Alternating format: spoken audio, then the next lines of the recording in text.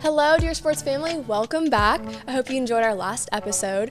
We are having some difficulty uploading it to Apple directly, so we have created a new channel. So make sure if you are following our old channel that you go and subscribe to the new one so you stay updated on all of our new things.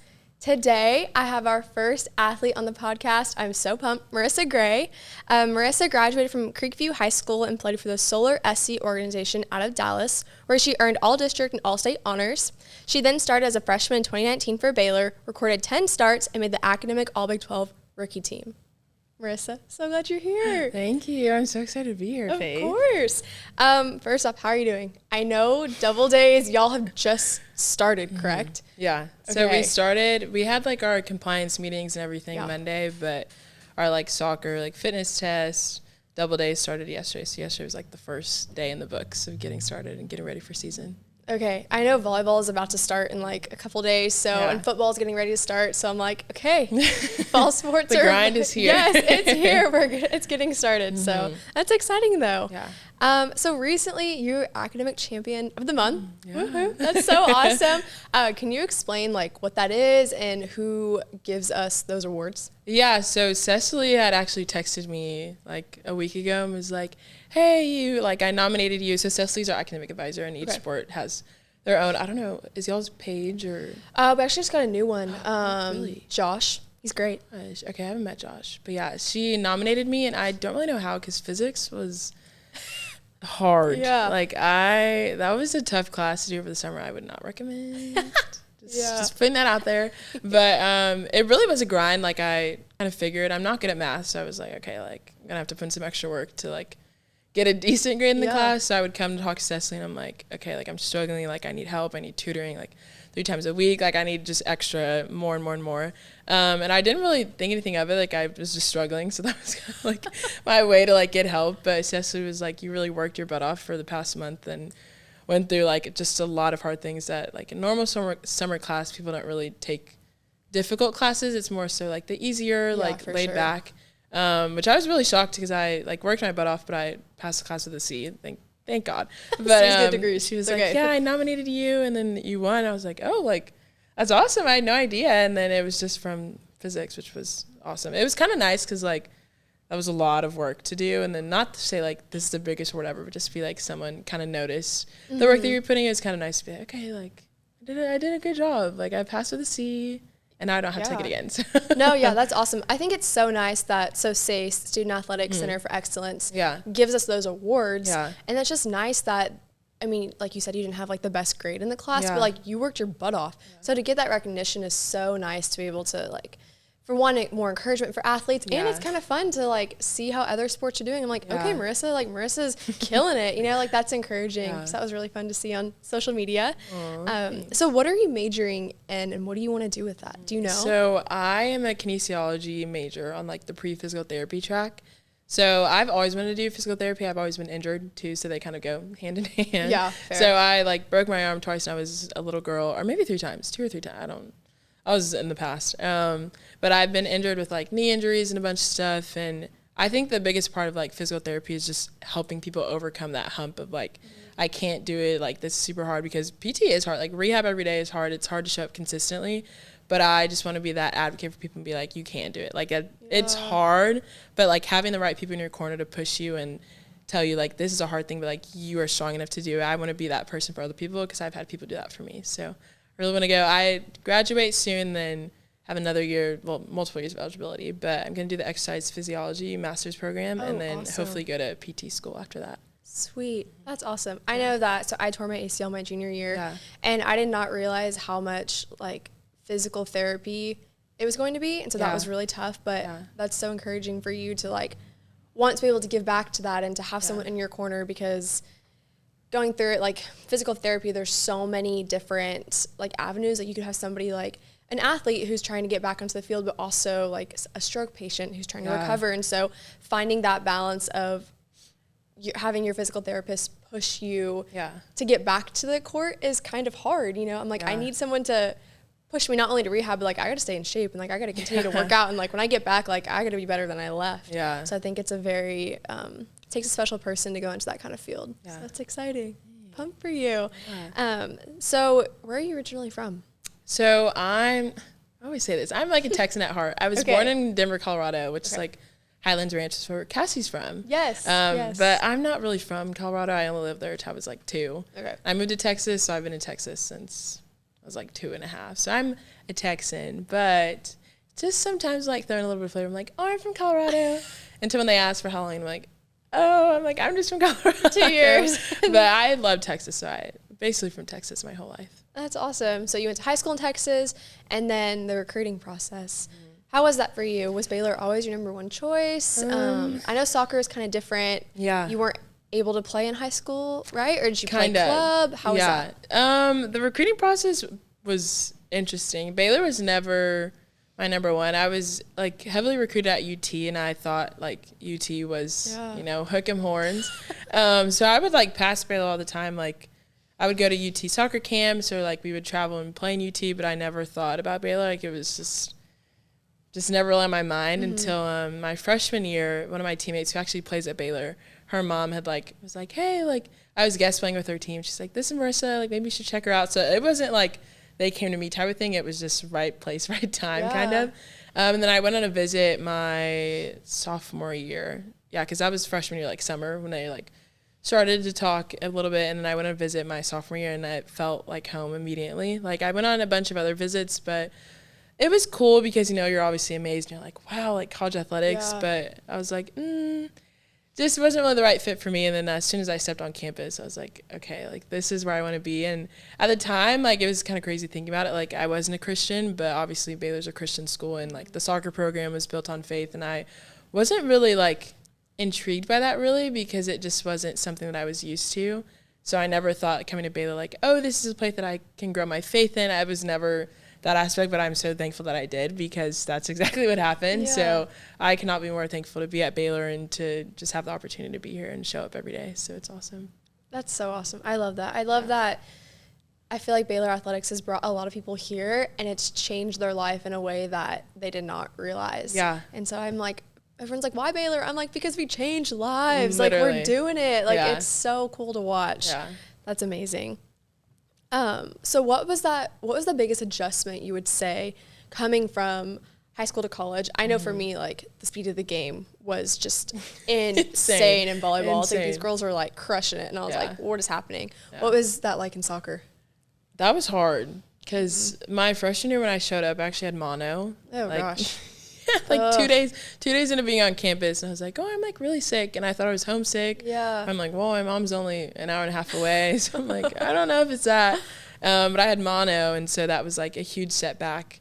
And then trying to like get back up to speed, like get back up to my normal speed. Yeah. And like another level, like getting back up to collegiate speed, it was like a whole different ball game. But that was probably the hardest part. Like it didn't help that I was sick, but even if I wasn't, just the speed of play was like boom, boom, boom, and like heads on a swivel. And as a freshman, you're like trying to take everything in. You have like the upperclassmen pouring into you and being like, this is what to do. And then the coaches, it's high expectations, of course, because, it's collegiate sports. So that was probably the hardest thing, was just the speed of play to like, it's not as like slow and like, oh, I can take my time and do this. It's like, go, go, go, go, go. But I feel like being thrown in there as a freshman, because my freshman year, I wasn't like expected to start really play, but just a bunch of injuries happened. So I was just thrown in there, and then it was kind of like, okay, now you really have to pick up the pace. Like in practice, of course, but in a game it was like even quicker. So I don't know if I would say like it was stressful being thrown in there, but it was also very helpful, because I was like, I don't know what I'm doing, but like just kind of fake it till you make it, until I was like, okay, like I'm slowly getting the game and like understanding the cues and like pressing cues, defensive cues, and that. So that was a tricky transition, but after a while it got a little bit better. But I think that's the biggest, every time I ask someone that question, that's what I think is like the speed, and like you truly are thrown into the fire. I know when I came in, COVID was still happening, and so postseason got pushed to spring. Yeah. So not only were we like training, it's like we're like training to go win a national championship. Yeah. And so I don't think people talk about it enough, that like you're on your own. And besides athletics being so fast and like the pace changing, it's like, okay, now I'm living with new people and like I'm learning how to like cook on my own and like get myself to class and like parking and like it's insane. And so I think Baylor does a good job of like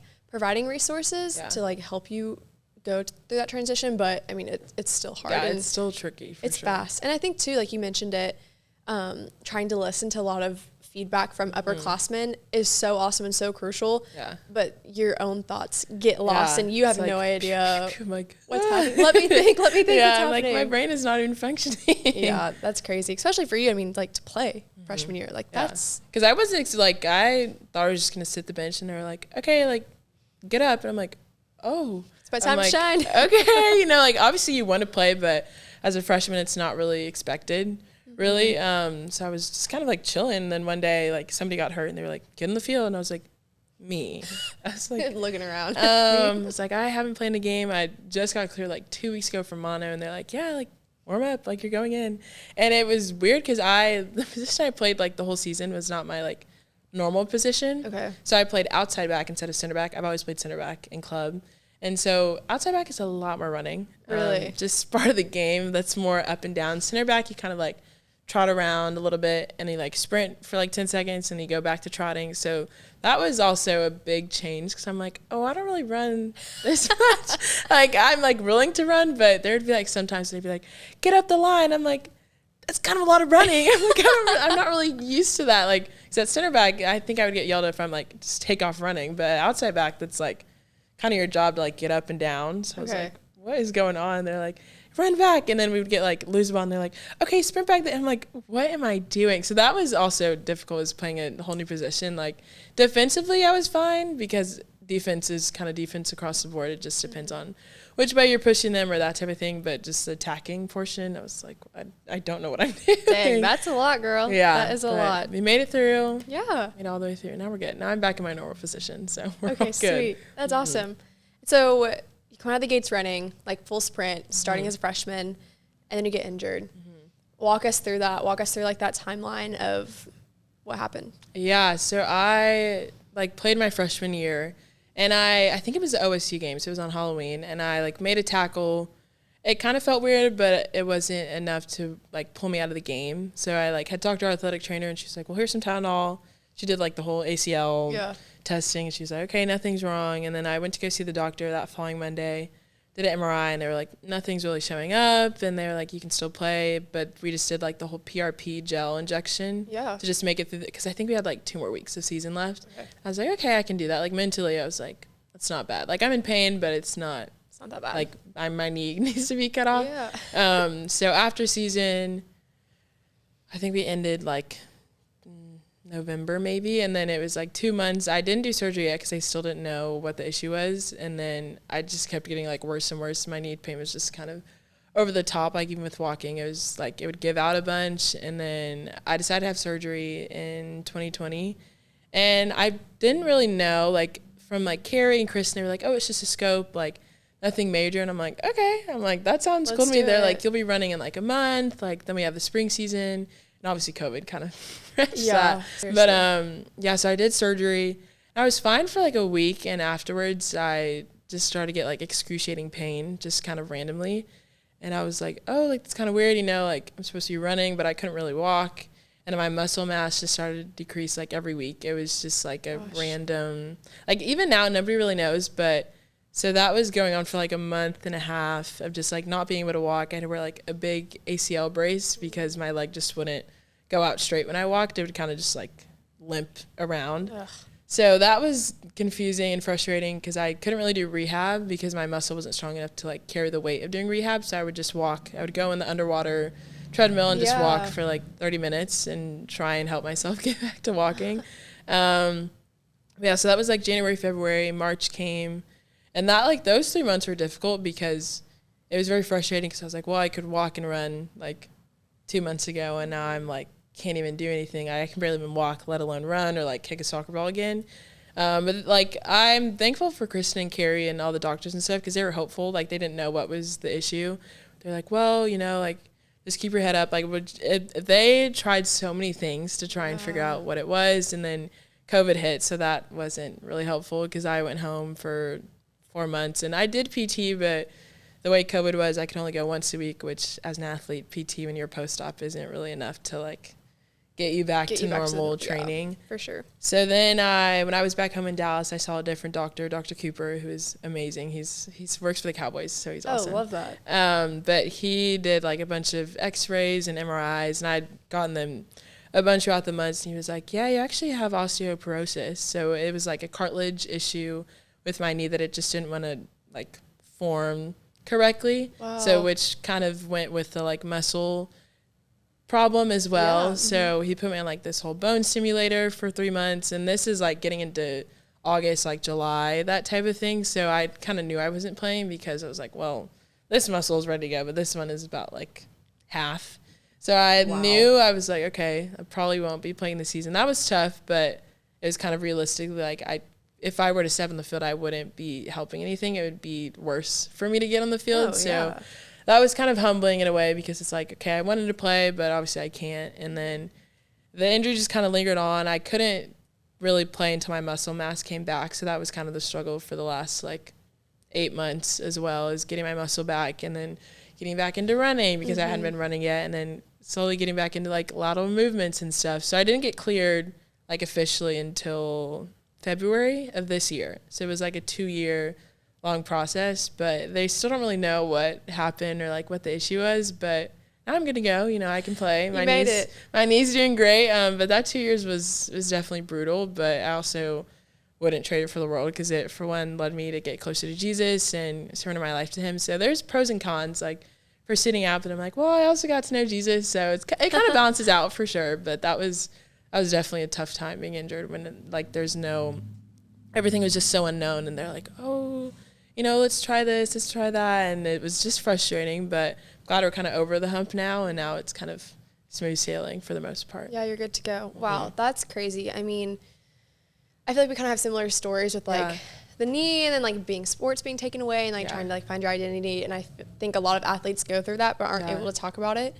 How did your teammates handle through that, like pros and cons?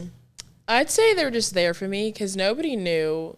I feel like in that situation, nobody really knew how to help because you're like, oh, you know, with ACL, it's kind of, you're like, okay, this is kind of the program you're on. You got a timeline, Yeah, you're like, okay, 9 to 12 months maybe. But for mine, it was like day by day. They're like, not to say that day by day by playing, but there was no like, this is when you're going to be back on the field. It was more so like, just keep rehabbing. You didn't have a diagnosis. Yeah, so there was nothing that they could kind of like say, this is the deadline, this is when this is going to happen.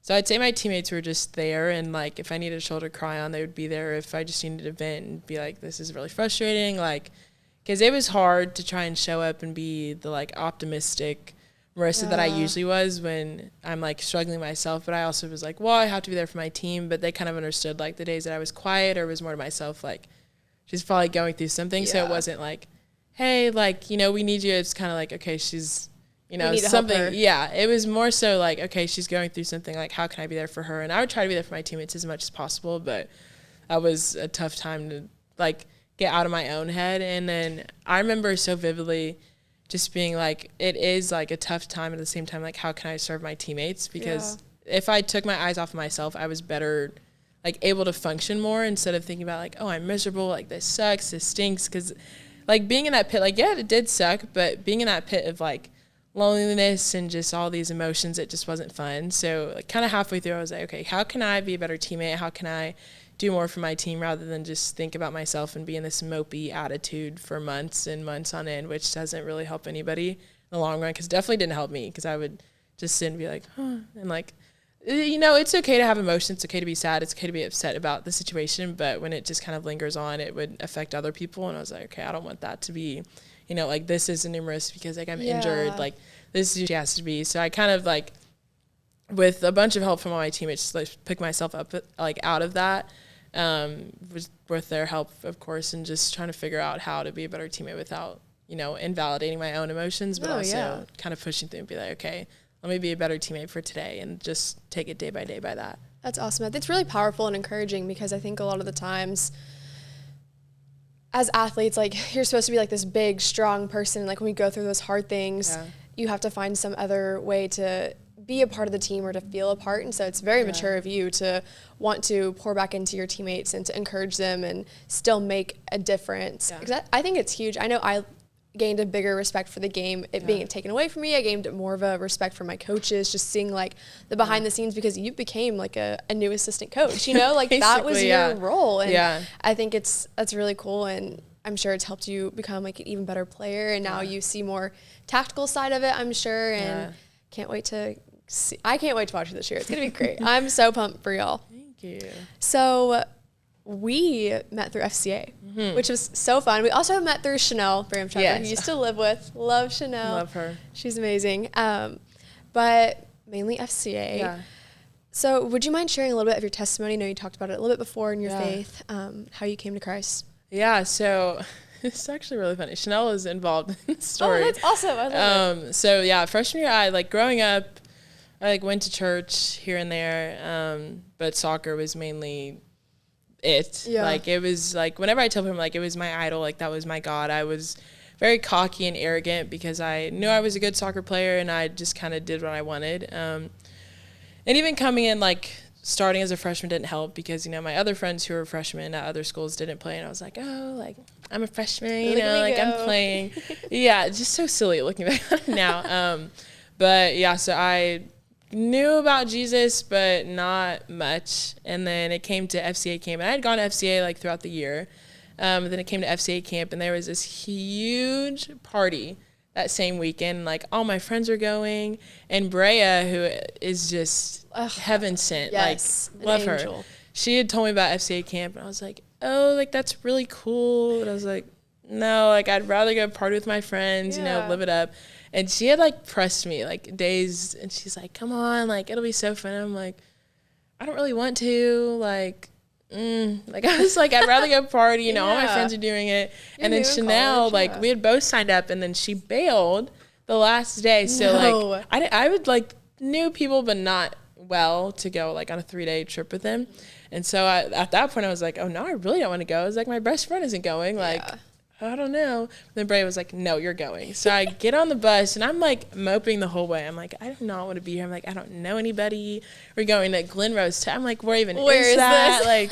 What is going on? And so I was just not excited, not expecting anything. I was like, I've never been to a church camp. I've been to Young Life in high school, but never really took it seriously. So I was like, a church camp? I was like, what? What is going on? And so we get to the camp. First day, I'm like, I don't want to be here, just out of it.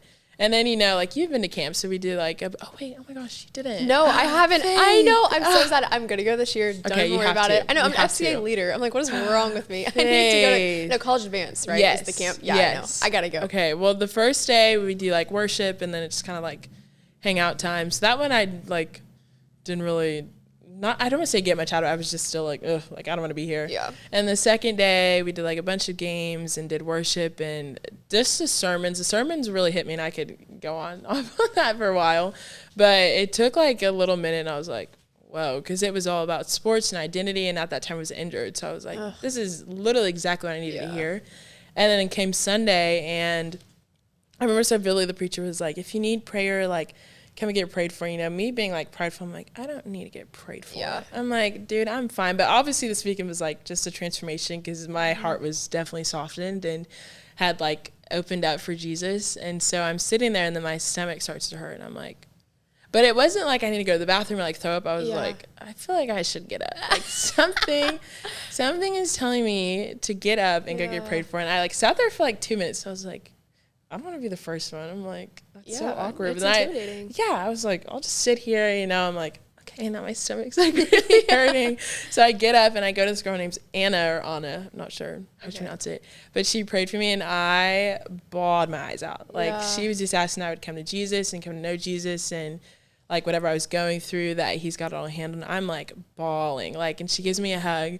And at that moment I was like, I think I want to give my life to Jesus. Just kind of in my head, thought that through. And then we got on the bus, and it was a testimony time. And it was okay, come up front. And I'm not a big speaker. I don't like speaking in front of people really, especially people I don't really know. Yeah. But I got up on the bus boldly, and I was like, hey guys, like, I was like, Yes. I'm thankful for Brea, like for pushing me to go on the ship. And I was like, I just gave my life to Jesus. And a whole bus is cheering. I love it. And I didn't really know what that looked like really, but I just knew that like I needed Jesus in my life and that I wasn't going to be able to like live another day without it, especially like being injured. But even if I wasn't injured, I think I still at that time probably would have done it, because like being able to see how good the Lord is, like I don't know how I went so long without it to begin with.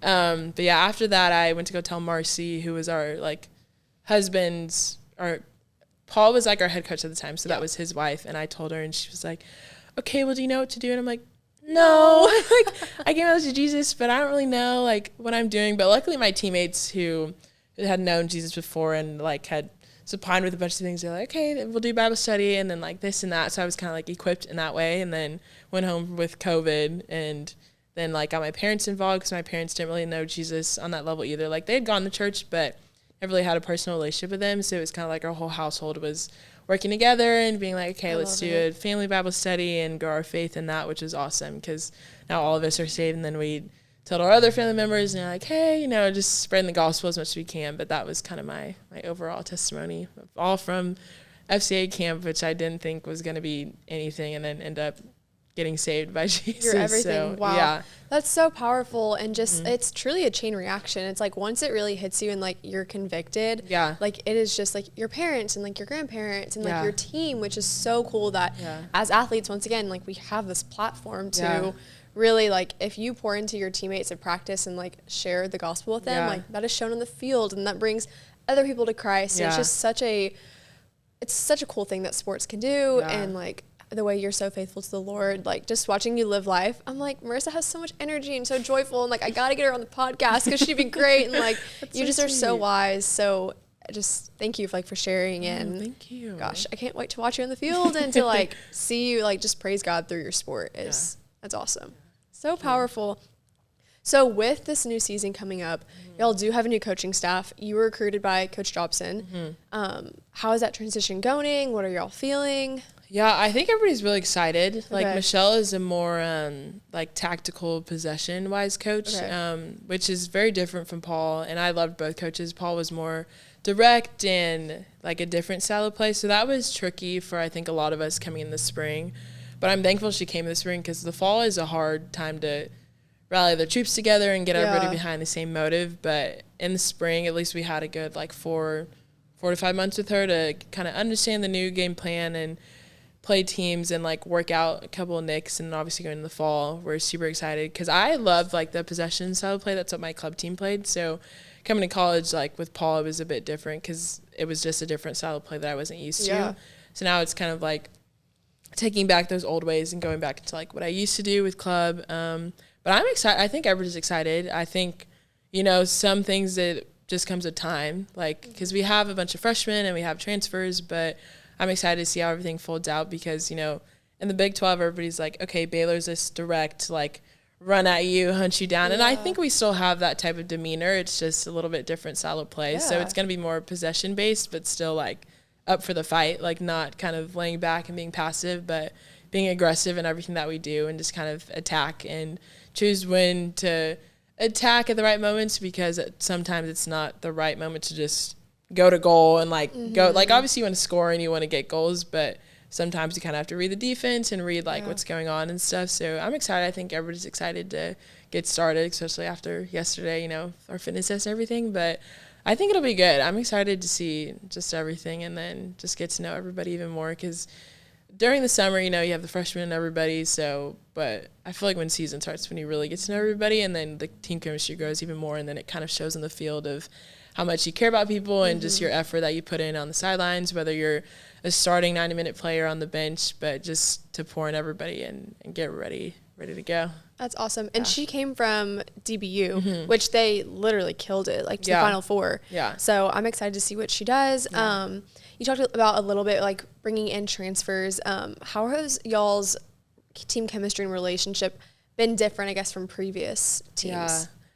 I'd say it's definitely different, because, when you bring in transfers, they came from a whole different program. So it's a whole different mindset, a whole different like idea and concepts. But I feel like our team, like the core team that we had in the spring that obviously carried over into the fall, kind of set this like, I don't know what's the right word, like just this idea of like who we are as Baylor Soccer. Like presidents, yeah. Yeah, and so it was kind of not like get withered or like leave, but like if to be on the team and to like contribute, it's kind of like follow these ways so we can all be on the same page. Because if you have 20 people who are like, okay, this is what we want to do, this is how we want to play, and then you have like 4 of transfers or whoever who's like, I don't really want to do that, then it's hard to kind of all come together because like tough. You know, we don't really know them either. Like obviously we're getting to know them, but compared to like some of the girls I played with for the last 3 years compared to 2 weeks. Yeah. So it's like, okay, like trying to rally everybody and be like, hey, this is what we want to do, this is what we want to accomplish. Like we all have to be on the same page. It can't be one wants to do something else, one like